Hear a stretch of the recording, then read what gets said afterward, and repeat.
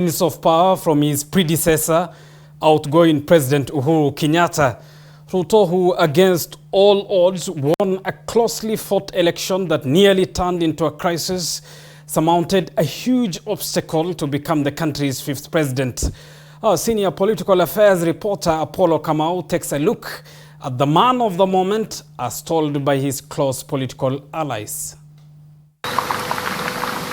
From a young Turk in the independence ruling party KANU to a cabinet minister and a deputy president who was in sync with his boss, President Uhuru Kenyatta, in the early days of the Jubilee administration. The self-christened chicken seller from Sugoi's rise to the country's most powerful seat has not been a walk in the park, starting with the international criminal cases of the Hague, Netherlands, over the 2007-2008 poll violence that nearly scattered his political ambitions, and outgoing President Uhuru Kenyatta's final term in office, where he faced tribulations on his presidential quest.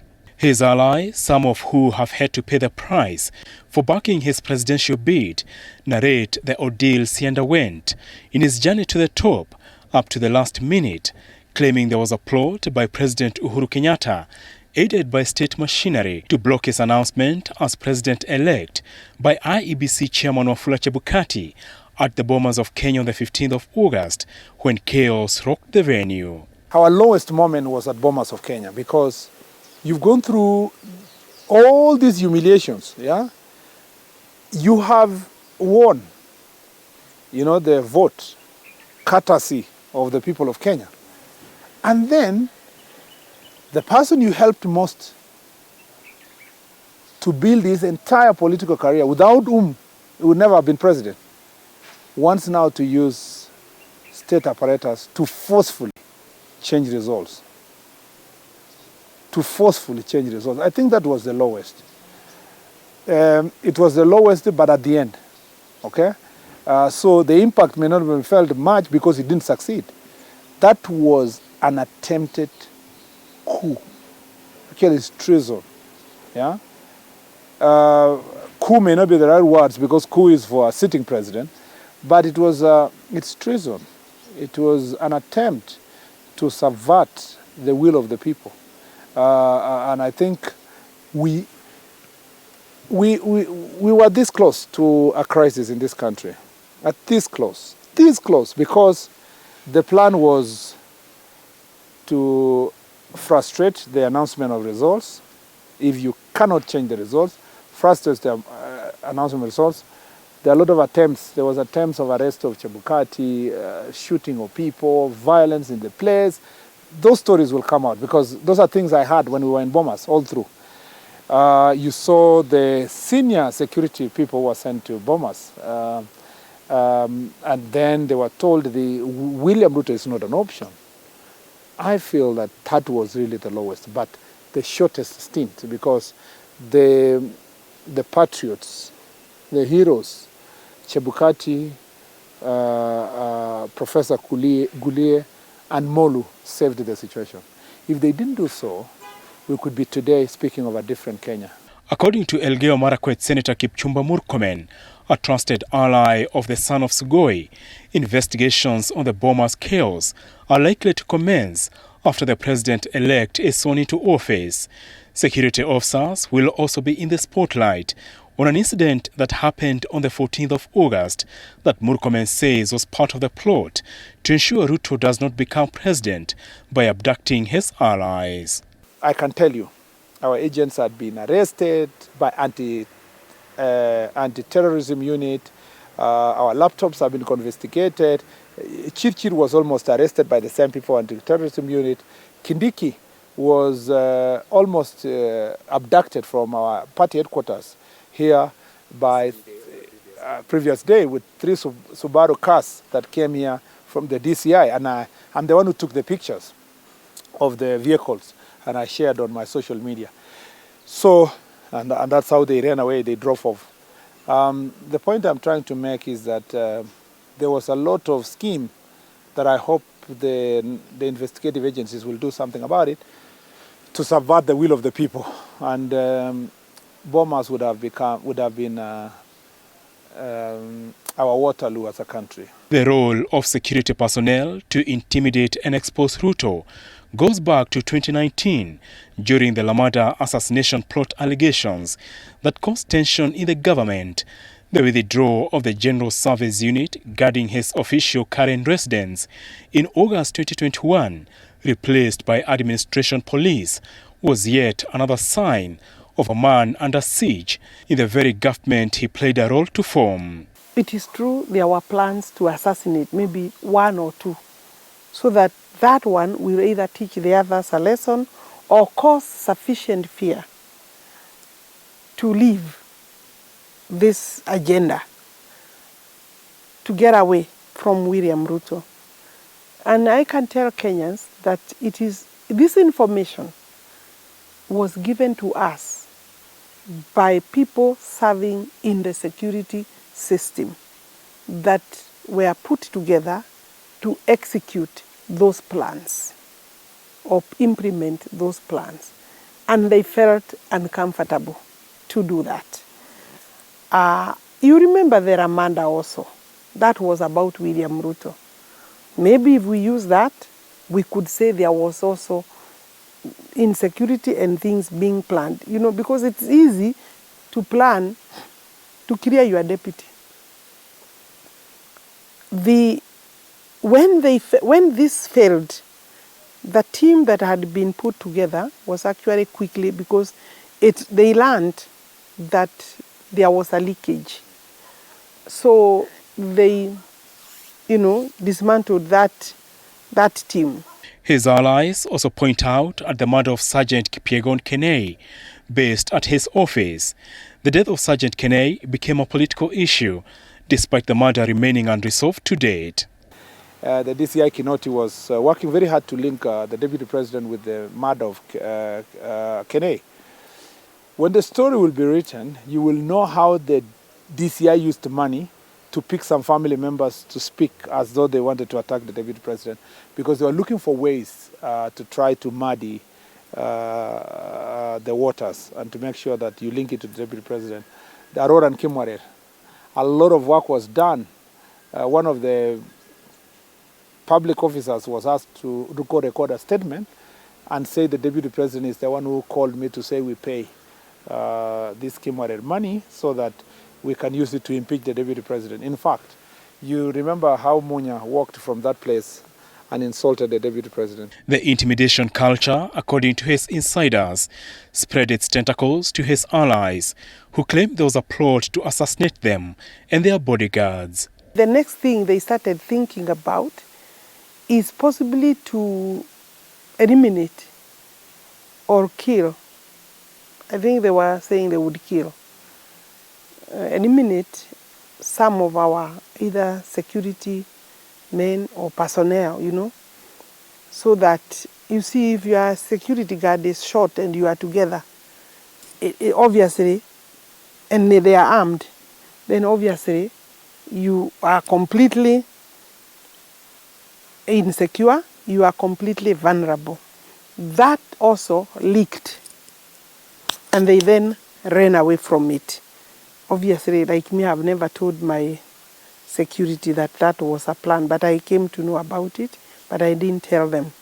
Soon thereafter, for them to be able to do these plans, they removed several of our security men from different members. I mean, we were left without security. Like, I went for maybe 6 to 7 months without security. And when I engaged the IG, twice I tried to engage the IG, walking to his office, twice, leaving message. He never called me back. He never even, I don't know whether he got the message. I would expect that he has a functional office, but when you visit the office and leave a message in writing to his secretary, then he will obviously, and you even sign your name and your contact, you expect that, and you say reason. You'd expect that an inspector of police, inspector general, will respond to a member of parliament, because we are the ones who give them jobs in parliament, actually. The Mount Kenya region, a key battleground between Kenyatta and Ruto during the August 9 campaigns, was so ferocious that key meetings were either disrupted, like the Keno Church chaos that left 2 people dead in Alice Wahome's Kandara constituency. When again I was hosting him, and I'm talking about this because they are personal experiences, because I knew I was a target, so that I don't get re-elected.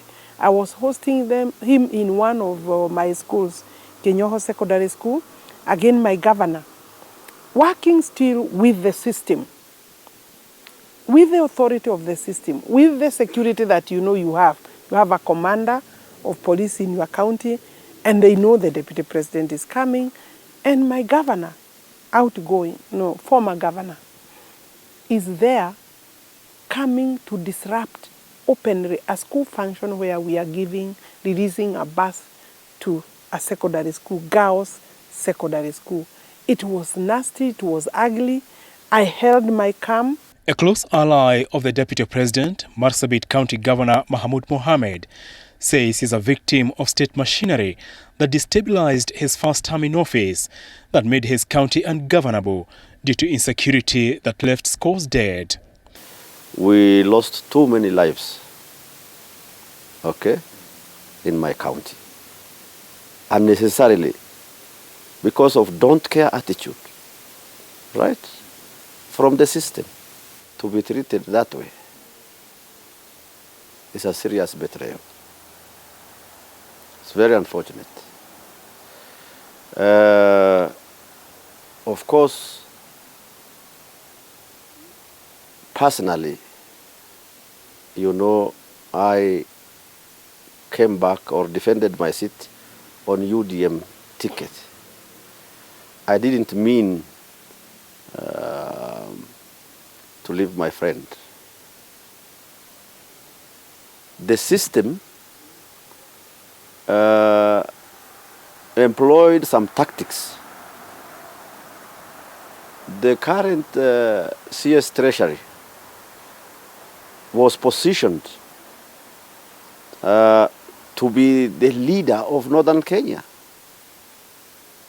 which he is not in real sense. The real leaders were left out. State machinery was used to plan a political outfit for him in the name of Upia. They hoodwinked Kenyans to make it believe like all Northern Kenya leaders and everybody else were going to be on that party. We had to stand up and say no.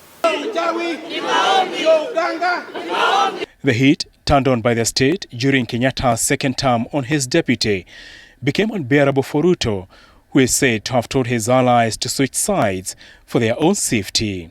I remember at some point he would call some of us, myself, Mheshimiwa Kimani Ichung'wah, His Excellency Rigathi Gachagua.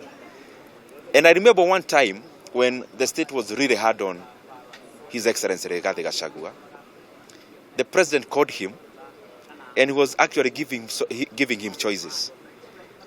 That I know you are my friend. If you decide to waver, please, I will never take it against you. If these guys are too hard on you, Mheshimiwa, you have options. Please, you have a family to check on, you have relatives, you have friends. And I see these guys are really coming for you. Fortunately, God had given us very good friends. Mheshimiwa Rigathi Gachagua recent, na akamwambia wewe ni rafiki yangu. Whatever thing they are going to do to us, we are prepared for it. This journey has not been easy. It has been a journey full of ups and downs. It has been a very bumpy ride. And bumpy because those who were our friends turned against us. When President Uhuru Kenyatta exercised his democratic right to support Raila Odinga, we had no problem at all with that. But we did not know that he would use state power to try and intimidate and force people to support Raila Odinga. Ruto's march to State House, according to his allies, turned into a humiliating one in the cabinet, where the president gave him a cold shoulder as cabinet secretaries insulted him. There was a text message from Matiang'i once that called the deputy president an idiot. And he just relaxed. He didn't say a thing. You saw tweets, including the one for P.S. Jerome insulting the deputy president on Twitter and all that kind of thing. And what is funny is that it was normalized. You know, church, leaders, civil society, human rights organizations felt like if it was William Ruto and it was us, it was okay. It was normal, you know. It was normal. I don't mind those we were doing outright political leadership, but I'm speaking about public servants who are appointed, you know, in state office, and they were taking time to insult him. In 2020, the relationship between Kenyatta and his deputies sank to an all-time low after Ruto was blocked from his official residence in Mombasa and forced to look for accommodation in a hotel. The outgoing president is petty, yeah. The incoming president is self-assured, yeah. He looks at the big things. In fact, I dare say it was the incoming president who made Uhuru Kenyatta look like a president in the first term. And is in the absence of William Ruto in the second term, you know, Uhuru Kenyatta became completely exposed. Despite his tribulations, much the disappointment of President Uhuru Kenyatta, Ruto's hustler narrative framed against the dynasties helped him transcend the tribal card in the Mount Kenya region especially, where President Uhuru Kenyatta's campaign for Odinga failed to click in what allies attribute to betrayal. How the president-elect withstood a state onslaught for 5 years and win an election has not only surprised friends and foes, but has turned him into a hero among his supporters. One of the things you have to admire from William Ruto, our president, is something called emotional intelligence. You know, out of the many things we went through, harassment from the regime, mistreatment from his boss, you'd rarely see him losing his cool. He has the ability to block his mind from negative energy. And William Ruto, when he sets his goals on doing something, he will do it. No matter how many times he went through so many things, the humiliations that you saw in Bomas, the Askaris being removed from his office, the attempts to try to link him to certain crimes and all that. Even there was a time they wanted to charge him. You know, all those kind of things. William Ruto in the evening, when it's time to go and sleep, he goes and sleeps. Critics of Kenya's fifth president, who takes over power at 55 years, compared to Kenyatta, who took over at 51 in 2013, see a reincarnation of his political mentor, former President Daniel Moi, who made Kenya a one-party state and punished his political enemies, something Ruto's allies are quick to dismiss. I know people have been scared and wondering. You remember this question of in whose hands shall we be safe? I think they saw him as a strict person. People are scared that he will turn this country into a one-man show. And others were scared about ability to deal with the question of corruption. The question of corruption started in 1963.